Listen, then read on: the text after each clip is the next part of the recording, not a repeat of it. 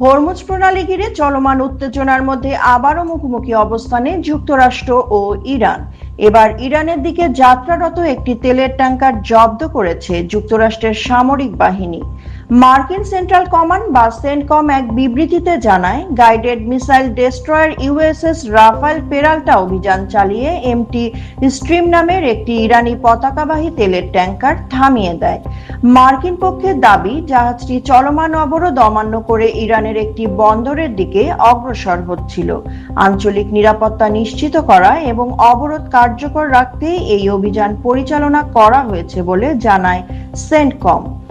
আন্তর্জাতিক জাহাজ চলাচল পর্যবেক্ষণকারী প্রতিষ্ঠান মেরিন ট্রাফিকের তথ্য অনুযায়ী ট্যাঙ্কারটিকে সর্বশেষ মালাক্কা প্রণালী এলাকায় শনাক্ত করা হয়েছিল। এরপরই এর গতিপথ নজরদারিতে আনে মার্কিন বাহিনী। বিশ্লেষকদের মতে এটি শুধু একটি জাহাজ জব্দের ঘটনা নয়, বরং মধ্যপ্রাচ্যের চলমান ভূরাজনৈতিক উত্তেজনারই অংশ। বিশেষ করে হরমুজ প্রণালী ঘিরে সাম্প্রতিক সামরিক টানাপোড়েন আন্তর্জাতিক জ্বালানি বাজারে বড় প্রভাব ফেলতে পারে। বিশ্বের উল্লেখযোগ্য পরিমাণ তেল এই প্রণালী দিয়ে পরিবহন হয়, ফলে এই অঞ্চলে যে কোনো সামরিক পদক্ষেপ বৈশ্বিক জ্বালানি সরবরাহের চাপ সৃষ্টি করতে পারে। ইতোমধ্যে বিভিন্ন দেশ ও শিপিং কোম্পানি নিরাপত্তা ঝুঁকি নিয়ে উদ্বেগ প্রকাশ করেছে।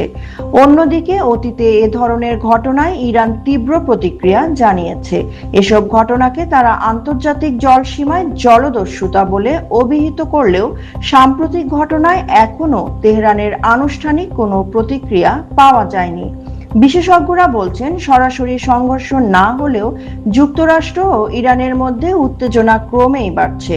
সামুদ্রিক রুট ও তেল পরিবহন নিয়ন্ত্রণকে ঘিরে দুই দেশের অবস্থান আরো কঠোর হয়ে উঠছে। এদিকে মধ্যপ্রাচ্যের এই উত্তেজনায় আন্তর্জাতিক জ্বালানি বাজারে অস্থিরতা দেখা দিয়েছে। তেলের দাম ওঠানামা করছে, বেড়েছে শিপিং খরচও। পর্যবেক্ষকদের আশঙ্কা, এ ধরনের ঘটনা অব্যাহত থাকলে হরমুজ প্রণালী ঘিরে বড় ধরনের সামুদ্রিক সংঘাতের ঝুঁকি তৈরি হতে পারে, যা বৈশ্বিক অর্থনীতি ও বাণিজ্যে নতুন সংকট ডেকে আনতে পারে। সাদিয়া রহমান, আন্তর্জাতিক ডেস্ক, বার্তা বিচিত্রা।